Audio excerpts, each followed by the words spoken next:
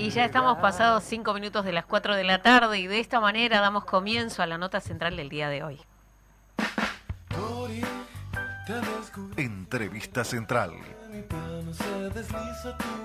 Bueno, estamos con el integrante del Movimiento Adelante y precandidato a la presidencia por el Partido Nacional, Carlos Iafigliola, que días atrás tuvo un accidente, estábamos hablando aquí fuera de micrófonos, de tránsito, pero por suerte sin lesionados. Buenas tardes, muchísimas gracias por estar aquí. Un gusto estar acá con ustedes, día feo también el de hoy. Sí.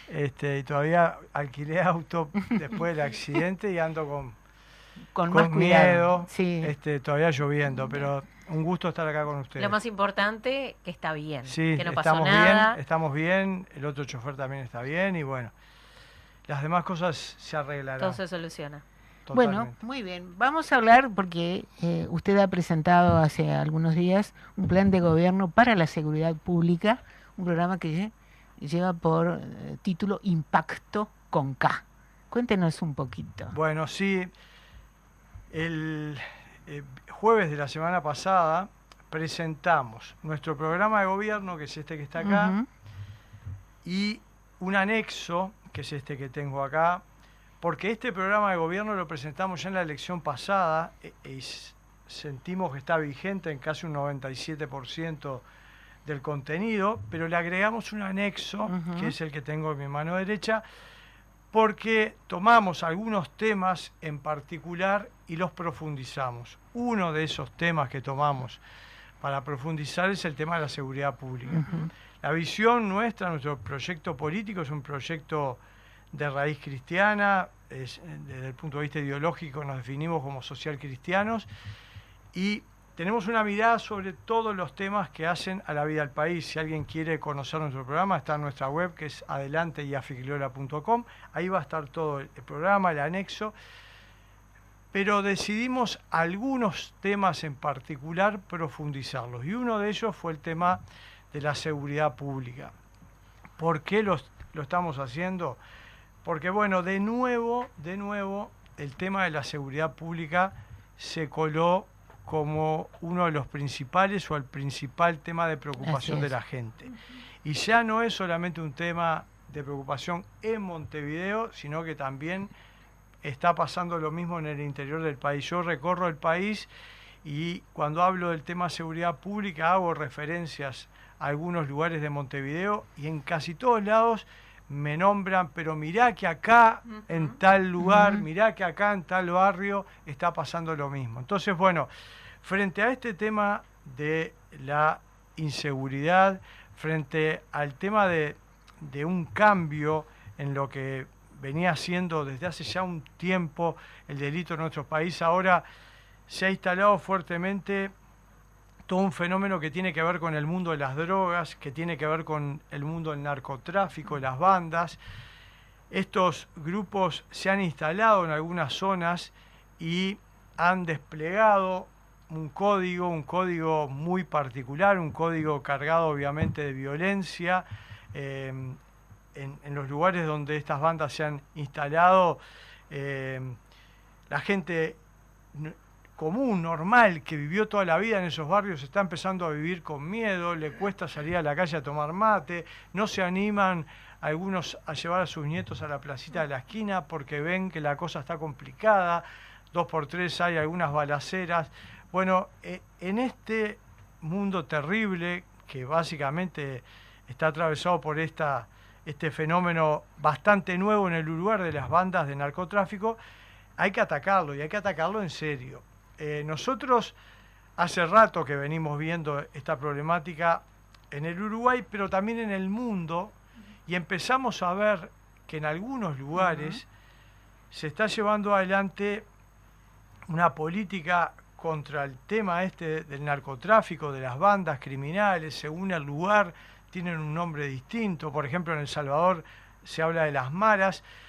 Están aplicando recetas muy fuertes, muy claras. Y bueno, yo hace rato que vengo mirando, y no solamente mirando, sino estoy en diálogo con algunos asesores en seguridad de El Salvador que han estado vinculados al gobierno de Bukele, algunos siguen vinculados, Y bueno, y empecé a darme cuenta que ese plan que está aplicando el presidente Bukele en El Salvador, sacándole obviamente las cosas que hay que sacarle, porque estamos con realidades distintas, pero no tan distintas, con culturas distintas, es un plan donde yo empecé a decir que le hago un copio y pego para aplicar acá en el Uruguay. Como por ejemplo, si tiene que poner un ejemplo para que la gente lo conozca.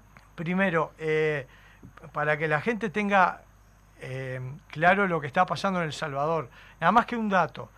En El Salvador había más de 4.500 asesinatos por año.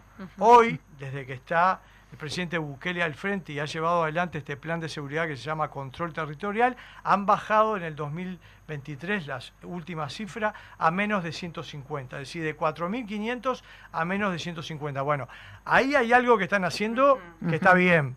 Vamos a mirarlo. Bueno, nosotros tomamos 3 ejes fundamentales para el desarrollo de nuestro plan, que le pusimos, como tú bien decías, el nombre Impacto. Impacto con K, para justamente hacer esa asociación con el plan de Bukele en El Salvador.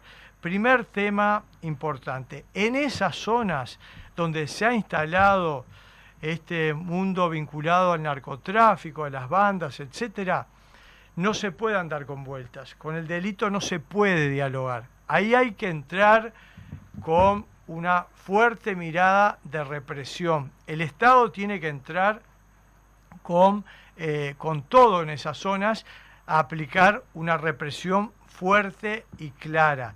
¿De qué manera? Bueno, la presencia, obviamente, de la fuerza policial como fuerza que se tiene que encargar de la seguridad interna de un país, más respaldada. Ya la ley de urgente consideración, la LUC, le dio herramientas especiales a la policía, pero bueno, agregarle, darle mejores salarios, apuntalarla en lo que tiene que ver con armamentos, porque se van a enfrentar con bandas criminales que manejan armamentos de primer nivel, apuntalarla con tecnología. Es una fuerza policial que entre con todo, fuerza de élite. Uruguay la tiene, está el famoso tema que en varios lugares se ha aplicado, la presencia de la republicana, etcétera, pero no descartamos, porque nosotros en el año 2019 fuimos parte, yo fui el único precandidato que apoyó aquella propuesta que hizo el ex senador y ministro Jorge Larrañaga, aquella propuesta que se llamó Vivir sin Miedo, que tenía 4 puntos. Uno de ellos hablaba de la creación de una Guardia Nacional con efectivos militares que estuvieron bajo la órbita del Ministerio del Interior y con formación desde el Ministerio de Interior y Seguridad Pública. Bueno, fuerza policial fuerte, respaldada, ¿por qué no?, con una Guardia Nacional integrada por militares, pero primer punto claro, una fuerte represión en esos lugares. Repito, con los delincuentes, con el delito no se dialoga, se aplica y se hace cumplir la Constitución y la ley. Segundo eje de los 3 ejes que tomamos para nuestro plan, en esas mismas zonas, reconstrucción del tejido social, porque esas son zonas que han sido tomadas justamente por estas bandas, han generado códigos, dominan la dinámica de esas zonas, de esos barrios, y si no se generan en esos lugares oportunidades y no aparece el Estado, no solamente para reprimir, sino para generar oportunidades, bueno, seguramente muchos jóvenes que andan en la vuelta van a terminar seducidos y van a terminar ingresando en esas bandas. Entonces, ¿qué es lo que está haciendo Bukele en El Salvador? Creó los llamados centros cubo, centros urbanos de bienestar y oportunidades, es decir, instala al Estado en esas mismas zonas un edificio, empieza a haber apoyo en el área educativa, en el área de formación, en oficios, en actividades para que los jóvenes puedan aprender alguna actividad y ayudarlos a ingresar en el mercado laboral, es decir, todo un apoyo con presencia fuerte del Estado para que justamente se genere esa contención, esa ayuda y esa posibilidad de oportunidades, porque si no muchos jóvenes, repito, van a terminar siendo tentados por dinero fácil y van a ingresar en ese mundo del narcotráfico. La reconstrucción del tejido social es un tema clave que no solamente hay que mirar el fenómeno de los jóvenes, porque lo que me cuentan de El Salvador es que en esos lugares empiezan a ir también obviamente niños, empiezan a ir adultos mayores. ¿Por qué? Porque sienten que es un lugar de apoyo, un refugio, y empiezan otra vez a sentir ese sentido de pertenencia al barrio, porque yo he escuchado en el Uruguay, no solamente en Montevideo, pero sobre todo en Montevideo, he escuchado a muchas familias de estas zonas que fueron tomadas por las bandas criminales que me dicen, casi que llorando, me quiero ir de acá. Y fue mi barrio natal. Nací acá, me crié acá, era divino, íbamos a esa placita. Ahora no puedo estar, estoy vendiendo la casa casi que por monedas porque me quiero ir, porque no puedo seguir viviendo en este infierno. Bueno, reconstrucción del tejido social como segundo paso, y tercer eje, que también es importante ponerlo en la mirada sobre el tema seguridad, el tema de las cárceles. Primero, una cárcel de máxima seguridad. Uruguay no la tiene. Uruguay no tiene una cárcel de máxima seguridad. Hay ejemplos en el mundo. Miren, pongan, el que nos está escuchando en Google, cárcel de máxima seguridad, va a aparecer la de El Salvador, pero en otros países son verdaderos búnker. No entra ni sale nada que no tenga que entrar ni salir. En las nuestras entran y salen lo que quieren. Entonces, una verdadera cárcel de máxima seguridad para delincuentes peligrosos que han cometido delitos muy graves, para aquellos que tienen un prontuario muy importante. Bueno, cárcel de máxima seguridad. Después, cárceles chicas para aquellos infractores en primera instancia, para aquellos que cometieron un delito que tienen que pagar, pero que uno quiere que se rehabiliten. Bueno, cárceles chicas donde se le pueda dar una atención distinta, más personalizada. Y el tercer elemento entre el tema de las cárceles, que en El Salvador se lo está aplicando fuertemente, es cero ocio en las cárceles. El ocio es malo para los que vivimos en libertad, pero mucho más para los que están privados de libertad, porque en ese tiempo ocioso la cabeza vuela, y muchas veces no vuela para buenos lugares.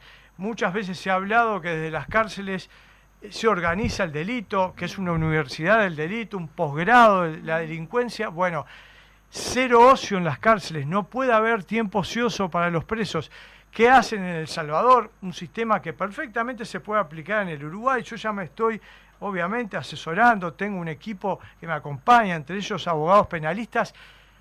En El Salvador ponen buses a primera hora de la mañana en esas cárceles, levantan a los presos y los llevan a trabajar a obra pública y a distintos lugares para que no tengan tiempo ocioso, agachen el lomo y trabajen, y para que le devuelvan en parte a la sociedad por el mal que le han hecho. A ver, el plan nuestro abarca muchas más cosas, pero yo les tiré 3 ejes fundamentales que además tienen que ver con ese plan que está aplicando el presidente Bukele en El Salvador. 2 preguntas en una. ¿Nuestro país está preparado para ese tipo de cárceles de máxima seguridad? Y la segunda, ¿dónde se haría? Yo creo que sí. La pregunta es ¿por qué no? En estas cosas, está buena la pregunta, mira, en estas cosas, en este tema en particular, y más metiéndonos como nos estamos metiendo con el mundo de la criminalidad, estas bandas pesadas, etcétera, hay que tener 3 cosas si uno las quiere llevar adelante. Quiere llevar adelante este plan u otros, porque yo no descarto, porque hay otros precandidatos que también tienen muy buenas ideas. Me parece que este es un tema de importancia suprema. Deberíamos juntarnos todos los precandidatos y en una mesa y buscar una solución en común, porque es un tema muy grave. Pero digo, para mí en este tema hay que tener 3 cosas fundamentales. Primero, una idea. Nosotros tenemos acá una, pero repito, no descarto que haya otras y que podamos hacer una en común. Primero, una idea. En segundo lugar, voluntad política. Y cuando uno habla de voluntad política, dice guión, presupuesto, etcétera, etcétera. No alcanza solamente con la idea. ¿Vamos a llevarla a cabo? Sí, la vamos a llevar a cabo. Bueno, hay que poner presupuesto, hay que buscar nosotros en este plan presentamos algunos cambios en lo jurídico. Hay que darle un marco a todo esto, pero eso se marca con voluntad política. Y lo tercero, y no es menor, hay que tener coraje. Porque para llevar adelante una patriada de este tipo sobre un tema tan peligroso, hay que tener coraje. Miren, yo en mi vida ya tengo más de 40 años de militancia, empecé a militar con 17, 18 años, a nivel social, después gremial, después más adelante político. He pasado de todo y como he levantado y he peleado por algunas causas que no son esas causas políticamente correctas, he recibido insultos, amenazas, de todo. Pero cuando me metí ahora en esta temática desde hace ya un largo tiempo, yo a veces escucho la voz en estos días de mi esposa, que me acompaña a todos lados, y que me dice, tené cuidado, porque nos estamos metiendo con un tema muy delicado. Entonces, quienes estamos en la actividad política tenemos que asumir estas cosas, tenemos que tener ideas, pero tenemos que tener voluntad política y tenemos que tener coraje, porque si no lo tenemos, no vamos a cambiar el tema. Y seguramente esta problemática, que a veces algunos me dicen, pero no vas a comparar lo que pasa en el Uruguay con lo que pasa en El Salvador. Sí, pero hoy. Pero no sé qué puede pasar en unos pocos años si no nos convertimos en un Salvador, porque ellos no tenían la criminalidad que tuvieron en estos últimos años. Fueron en un proceso, como en otros países.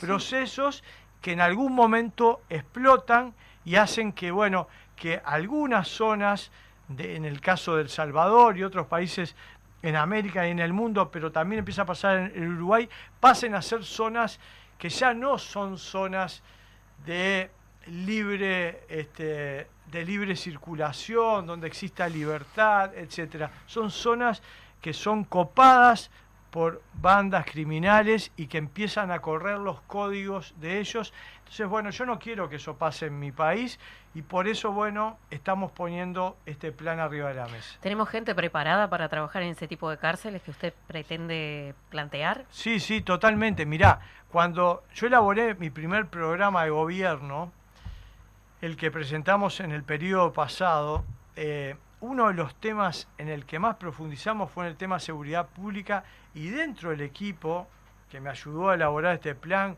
y que sigue estando, había muchos, de los cuales algunos son operadores profesionales carcelarios, psicólogos, etcétera, que ya están trabajando en algunos de estos temas, y en estos días también se ha acercado gente, algunos vinculados al Ministerio del Interior o en algún caso a las fuerzas militares, pero que como están en actividad obviamente ayudan por abajo, te dan una mano, y hay otros que están en retiro que nos están ayudando.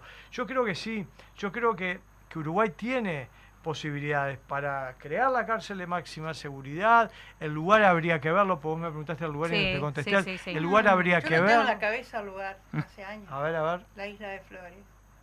¿Ya? Puede ser, yo no descarto nada. Hubo una cárcel en la Isla de Flores. Sí, está claro. Está claro, histórica. Pero en esa descripción que usted hace de delitos de mayor jerarquía, de mayor peligrosidad, a delitos comunes, que eso es un entrevero en el Uruguay. Totalmente. Yo defendí una vez un hombre argentino que atropelló en la carretera porque no vio, qué sé yo, una inclusive parienta mía, y termina en libertad. Y solo era un delito culposo, no había dolo, no pasó nada. Horrible para el pobre hombre que había matado a otra persona, termina entreverado. Y otra de las grandes verdades que dice él, ojo, con las personas que pertenecen al sistema policial, que es el que controla la cárcel, mucho cuidado.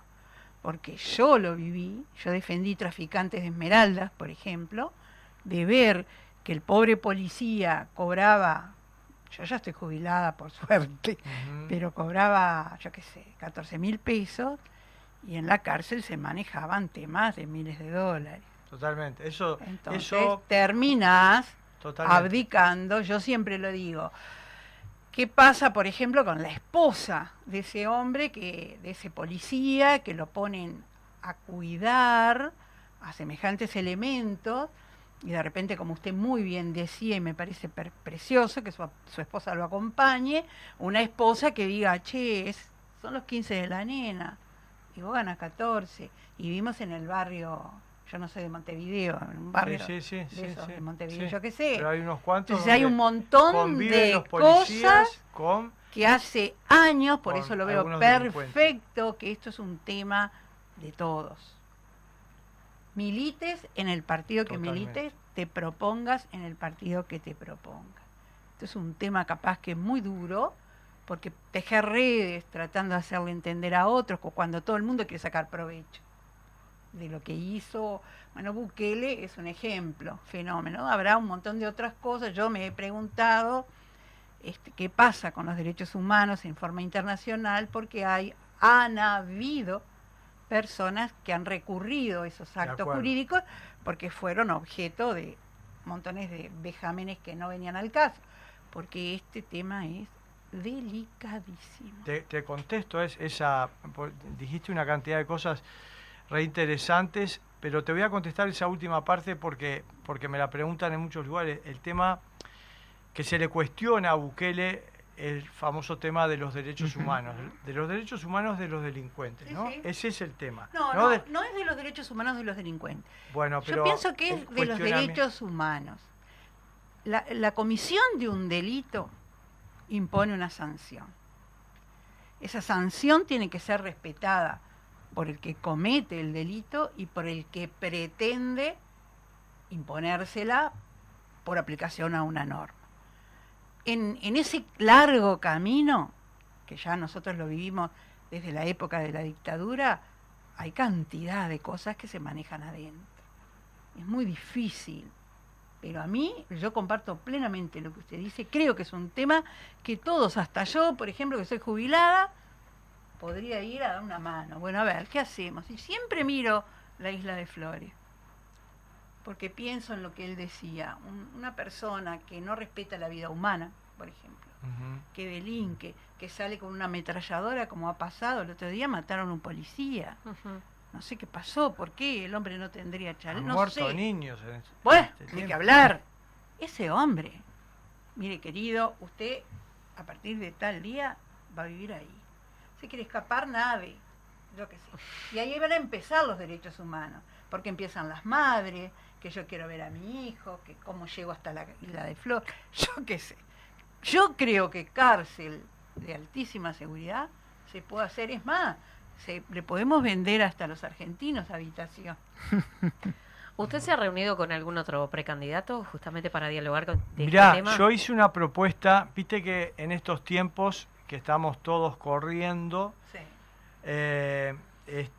Y en el caso de los que estamos en la actividad política, más todavía que somos precandidatos, es difícil a veces utilizar otros medios, y uno utiliza a veces el medio de esto, el celular. Y yo puse en un posteo en mi red social, hablando del tema seguridad pública, que había llegado el momento de que nos juntáramos los precandidatos de todos los partidos. ¿Por qué esperar a que pase todo este proceso electoral que va a llevar todo el 2024? Recién en el comienzo del 2025 van a empezar a cambiar. No, digo, juntémonos ahora. Entonces, ¿qué hice? Hice el llamado de alguna manera a través de una red social, porque yo sé que quienes estamos en esto las miramos, pero además hice algunos llamados. Me comuniqué dentro del Partido Nacional, tuve una conversación directa con la precandidata Laura Raffo, hablé con algunos colorados, estuve hablando con la diputada Elsa Capillera, que está acompañando a uno de los precandidatos, Andrés Ojeda, hablé con el diputado Carlos Varela del Frente Amplio, que está con Vergara, con esta intención de que nos juntemos, y aprovecho los micrófonos de ustedes para hacer desde acá también de nuevo ese llamado, porque me parece que tenemos que actuar con mucha responsabilidad quienes estamos en el sistema político, y este es un tema Muy delicado, muy complejo, muy importante, y como para que estemos haciendo pulseadas de quién plantea. No, muchachos, yo tengo un plan, lo pongo arriba de la mesa, pero no tengo historia. Si le quieren sacar esto, vamos a agregar, pero vamos a juntarnos. ¿Y cuál fue la respuesta de esos precandidatos que usted se comunicó? Porque sí, lo ven bien, pero todavía no nos hemos juntado. Ahí está. Bueno, lo ven bien. Lo que él dice. Se queda toda esta etapa electoral donde se podría estar trabajando. Exacto. Si no quiere el candidato mandar a uno de su confianza, por ejemplo. Sí, digo, eso a mí me da exactamente lo mismo. Lo que me parece que es importante es que demos una señal desde el sistema político y en particular desde los que somos precandidatos, demos una señal a la ciudadanía que este tema nos preocupa y mucho. A todos. Porque no es solamente un tema, como a veces pasa, yo odio eso, aprovecho y lo digo, cuando matan al policía o en estos días que terriblemente fallecieron niños, enseguida algunos ponen un tuit y haciendo de alguna manera política sobre ese tema. Yo odio eso. Yo, cuando pasan estos temas, me entristezco, a lo sumo, si tengo que escribir algo, me solidarizo, digo que este tema obviamente me parte el corazón, me solidarizo con la familia, etcétera, etcétera, pero ese no es un tiempo para conversar de política, porque estamos con personas que acaban de ser asesinadas, de fallecer, no es el momento. Ahora, en el mientras tanto, ¿qué hacemos? ¿No será que todavía no se dieron cuenta que no es una política, que es una política de Estado? Totalmente. Yo creo no de que gobierno. es uno de los temas de política de Estado, totalmente. Este tema y algunos otros deberían ser políticas de Estado, que no tiene que haber ninguna bandera en particular atrás de Comparto la misma. plenamente. Entonces, aprovecho los micrófonos de ustedes para llamar. A seguir repicando, porque yo tenemos tiendo la mano y repito, no tengo ningún problema en bajar lo que tenga que bajar de mi plan en busca de un plan positivo que lo apoyemos todos, pero creo que en el tema de seguridad pública algo y urgente tenemos que hacer. Yo le voy a hacer la última pregunta porque usted mismo lo dijo, su señora dice que se tiene que cuidar. El ministro del Interior propuso un sistema de protección personal para los precandidatos. ¿Cuál es su opinión? Mirá.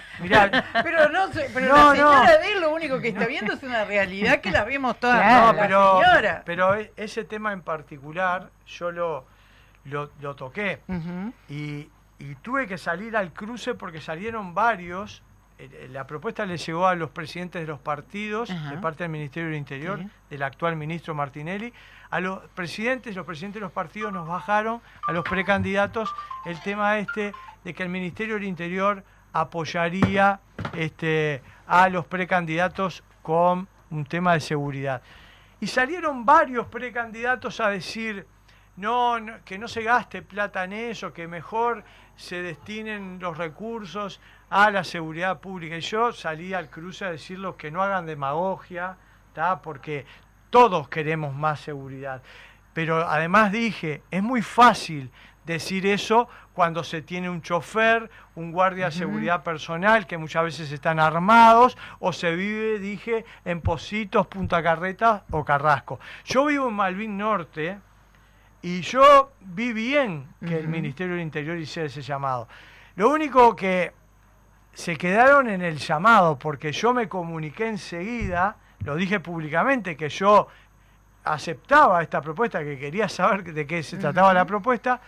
Me comuniqué con los dos, porque tengo el teléfono de Martinelli, el ministro, y el subsecretario, que es Pablo Abdala. Les dije, me interesa, se los dije en diciembre, estamos en marzo. Me interesa, ¿cuándo nos podemos juntar a que me cuenten? Y bueno, sí, Carlito, los estoy esperando. Bueno, quizás nosotros podamos convocar a Martinelli y Abdala. Me parece muy bien porque me parece que ya que tiraron el tema, ahora que nos digan cómo es el plan. Yo lo quiero. A mí me gustaría, porque yo no tengo posibilidades de pagarme guardia de seguridad, etcétera. Si el Ministerio del Interior estuviera de verdad con intenciones de ayudar, porque ayudarnos a nosotros es ayudar en definitiva a la seguridad en general y a la democracia, porque ¿qué ha pasado en otros países? Han matado han asesinado a candidatos. Entonces digo, me parece bien. Ahora, que lo hagan. Claro, Yo que lo estoy dispuesto, instrumenten. yo quiero, pero que me ayuden. Hasta ahora no he tenido nada. Ni a veces me joró, me dice, ¿dónde está el policía? No, a mí no me está acompañando nadie, ando solo. Está. Ahí está. Bueno, quizás podamos hacer alguna mesa donde lo vuelvamos a convocar. ¿Cómo no? Con Y mucho allí gusto. pueden llegar a dialogar. ¿Por Con qué mucho no? gusto. Bueno, ha sido un placer recibirlo realmente. Nos alegramos, más allá de todo lo que hemos hablado de políticas, que tiene que ver con toda la parte, bueno, de cárceles, de seguridad y todo eso. Nos alegramos que esté bien Muchas gracias. después muchas gracias. de ese accidente. Muchas Y gracias. no va a ser la primera vez que va a estar acá. Lo vamos a Pensé volver a que- convocar. Pensé que ibas a decir, no va a ser la primera vez que vas a tener un accidente. No le va a pasar más. Eso está completamente segura. Espero porque fue un cimbronazo fuerte. Muchas gracias, me sentí muy cómodo. Bueno. Muy buena entrevista y bueno, estoy a la orden. Muy bien. Muchísimas gracias. Muchísimas gracias. Entonces allí la palabra de Carlos Iafigliola, candidato a presidente por el Partido Nacional de la agrupación Movimiento Adelante. Muchísimas gracias. Lista 252. Muy bien, muchas gracias.